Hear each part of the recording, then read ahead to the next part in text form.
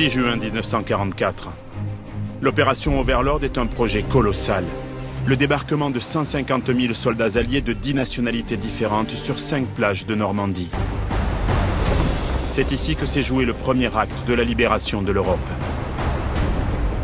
Lorsque les GIs de la première armée débarquent sur les plages, l'état-major allié est persuadé que les Allemands vont se replier sur la Seine et que les forces américaines atteindront rapidement la Bretagne, les bords de Loire et Paris.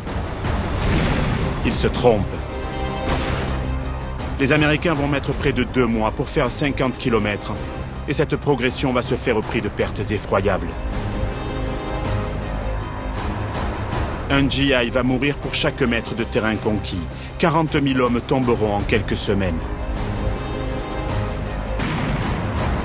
Largement éclipsée par le débarquement et la libération de Paris, cette bataille est pourtant un cas d'école sur lequel planchent toujours les élèves officiers de Saint-Cyr.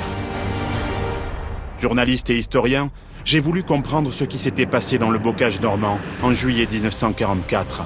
J'ai mené l'enquête sur les lieux mêmes de l'affrontement. J'ai rencontré les meilleurs spécialistes.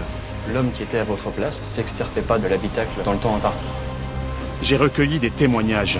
Là, c'est ici que se trouvait le char américain. Et collecté des indices. Ce sont des boutons de gros manteaux d'hiver américains. C'est très émouvant ça. C'est impressionnant. Des boutons comme ça, j'en ai jamais vu encore. Des passionnés d'histoire vivante m'ont permis de reconstituer et de tester sur le terrain les techniques et les conditions réelles de combat. En fait, on serait en juillet 44, là, on serait mort. J'ai fait ressurgir le passé et marché dans les traces des combattants. En 1944, la libération de l'Europe s'est jouée au cours d'une bataille trop vite oubliée. Les GIs lui ont trouvé un nom. Pour eux, c'est l'enfer des haies.